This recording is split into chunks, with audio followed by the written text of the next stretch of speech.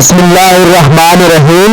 ناظرین سامعین السلام علیکم ورحمۃ اللہ وبرکاتہ۔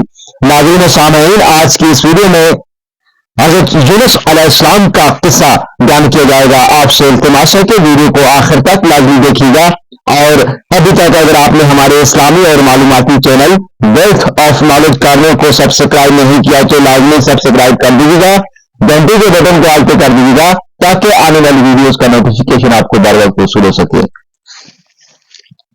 سورہ یونس میں اللہ تعالیٰ کا ارشاد ہے جس کا ترجمہ یہ ہے: سو کوئی بستی ایسی کیوں نہ ہوئی جو ایمان لائی تو اس کا ایمان اس کو نفع دیتا، سوائے یونس کی قوم کے کہ جب وہ ایمان لائے تو ہم نے انہیں ایک وقت تک فائدہ پہنچایا۔ سورۃ الانبیاء میں ہے جس کا ترجمہ یہ ہے: اور مچھلی والے کو جب غصہ ہو کر چلا گیا، پھر خیال کیا کہ ہم اسے نہیں پکڑیں گے، پھر اندھیروں میں پکارا کہ تیرے سوا کوئی معبود نہیں ہے، تو بے عیب ہے، بے شک میں بے انصافی میں سے تھا۔ پھر ہم نے اس کی دعا قبول کی اور اسے غم سے نجات دی، اور ہم ایمانداروں کو ہی نجات دیا کرتے ہیں۔ سورۃ صف میں ہے جس کا ترجمہ یہ ہے: اور بے شک یونس بھی رسولوں میں سے تھا، جب کہ وہ بھاگ گیا اس کشتی کی طرف جو بری ہوئی تھی، پھر کوڑا ڈالا تو وہی خطا کاروں میں تھا، پھر اسے مچھلی میں لقمہ بنا لیا اور وہ پشیمان تھا۔ پھر اگر یہ بات نہ ہوتی کہ وہ تسبیح کرنے والوں میں سے تھا تو وہ اس کے پیٹ میں اس دن تک رہتا جس میں لوگ اٹھائے جائیں گے۔ پھر ہم نے اسے میدان میں ڈال دیا اور وہ بیمار تھا، اور ہم نے اس پر ایک درخت پھلدار اگا دیا، اور ہم نے اس کو 1,00,000 یا اس سے زیادہ لوگوں کے پاس بھیجا، پس وہ لوگ ایمان لائے، پھر ہم نے ایک وقت تک فائدہ اٹھانے دیا۔ سورہ نون میں ارشاد ہے جس کا ترجمہ یہ ہے: پھر آپ اپنے رب کے حکم کا انتظار کریں اور مچھلی والے جیسے نہ ہو جائیں، جبکہ اس نے اپنے رب کو پکارا اور وہ بہت ہی غمگین تھا۔ اسے اس کے رب کی رحمت نہ سنبھال لیتی تو وہ برے حال سے چٹیل میدان میں پھینکا جاتا، پھر اسے اس کے رب نے نوازا، پھر اسے نیک بختوں میں کر دیا۔ مفسرین فرماتے ہیں کہ اللہ تعالیٰ نے حضرت یونس علیہ السلام کو موصل کی سرزمین میں نیلیا والوں کی طرف بھیجا۔ انہوں نے اپنی قوم کو اللہ تبارک و تعالیٰ کی طرف بلایا۔ حسب عادت انہوں نے یونس علیہ السلام کی تکذیب کی اور کفر دشمنی میں آگے بڑھنے لگے۔ جب طویل عرصہ گزر گیا اور قوم ایمان نہ لائی تو حضرت یونس علیہ السلام ان کو چھوڑ کر اور 3 دن بعد عذاب نازل ہونے کی بشارت سنا کر بستی سے باہر تشریف لے گئے۔ جب وہ بستی سے باہر تشریف لے گئے اور عذاب کے آثار شروع ہوئے تو اللہ تعالیٰ نے ان کے دلوں میں توبہ تلافی کا جذبہ پیدا فرمایا۔ وہ نبی کو تکلیف پہنچانے کے عمل پر شرمندہ نادم ہوئے، چنانچہ انہوں نے ٹاٹ کے کپڑے پہن لیے اور ہر جانور کے بچے کو اس سے علادہ کر دیا۔ پھر وہ سب اللہ تعالیٰ کے سامنے گڑ گڑانے لگے اور بکا شروع کر دی۔ مرد، عورتیں، بچے بچیاں، ان کی مائیں سب رونے لگ گئے، جانور مویشی تک چلانے لگے، اونٹ اور ان کے بچے بلبلانے لگے، گائے اور ان کے بچڑے ڈکارنے لگے، بکریاں اور ان کے بچے بھی منمنانے لگے۔ یہ ایک عظیم ہولناک منظر تھا۔ تب اللہ تعالیٰ نے اپنی قوت اور مہربانی سے ان پر آیا ہوا عذاب دور کر دیا جو کہ ان پر اندھیری رات کی طرح منڈلا رہا تھا۔ چنانچہ ارشاد باری تعالیٰ ہے جس کا ترجمہ یہ ہے: سو کوئی بستی ایسی کیوں نہ ہوئی کہ وہ ایمان لاتی تو اس کا ایمان اسے نفع دیتا، یعنی گزری ہوئی قوموں میں ایسی بستی کیوں نہ ہوئی کہ وہ کامل ایمان لاتی. معلوم ہوا کہ یونس علیہ السلام کی قوم کے علاوہ صحیح ایمان لانے والی بستی کوئی نہ گزری، بلکہ ارشاد باری تعالیٰ ہے جس کا ترجمہ یہ ہے، اور ہم نے جس کسی بستی میں کوئی ڈرانے والا بھیجا تو وہاں کے دولت مندوں نے یہی کیا کہ تم جو لے کر آئے ہو ہم نہیں مانتے، سوائے یونس کی قوم کے کہ جب ایمان لائے تو ہم نے دنیا کی زندگی میں ان سے ذلت کا عذاب دور کر دیا اور ہم نے انہیں ایک وقت تک فائدہ پہنچایا، یعنی وہ کامل ایمان لائے. مفسرین کا اس بارے میں اختلاف ہے کہ قوم یونس کو ایمان لانا آخرت میں نفع دے گا اور انہیں اخروی عذاب سے بچا لے گا، جیسا کہ دنیا کے عذاب سے ان کو ان کے ایمان نے بچا لیا یا نہیں. اس بارے میں دو قول ہیں.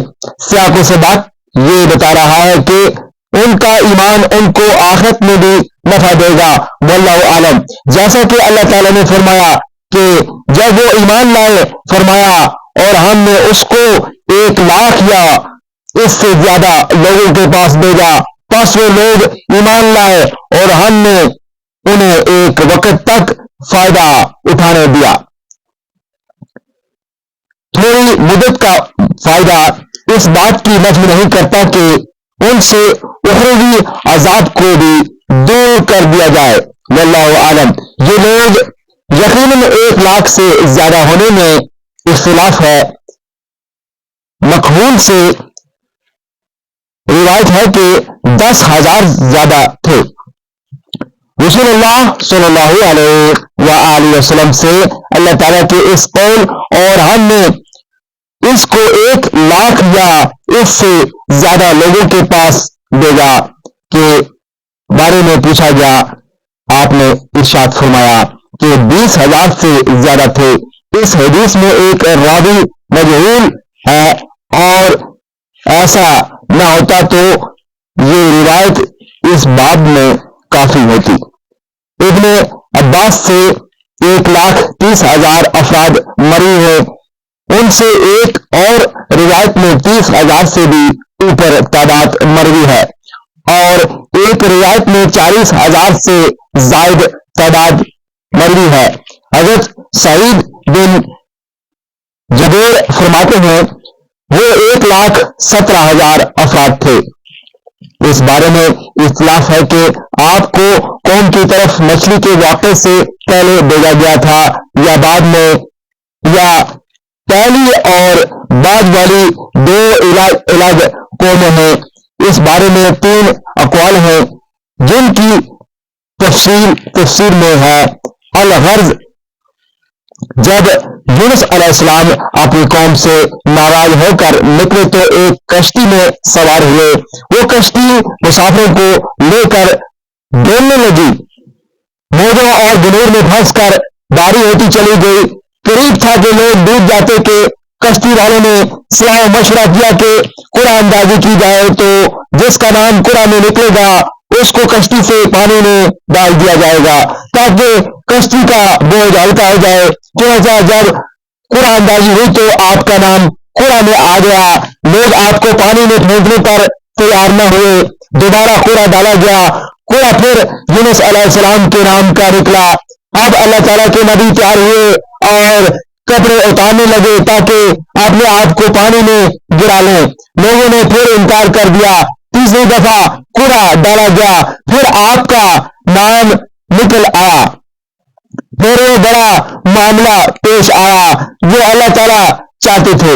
اب تعالیٰ کا ارشاد ہے جس کا ترجمہ یہ ہے، اور بے شک یونس بھی رسولوں میں سے تھا جبکہ وہ بھاگ گیا اس کشتی کی طرف جو بری ہوئی تھی. پھر قرآن ڈالا تو وہی خطا کاروں میں تھا. پھر اسے مچھلی نے لقمہ بنا لیا اور وہ پشیمان تھا.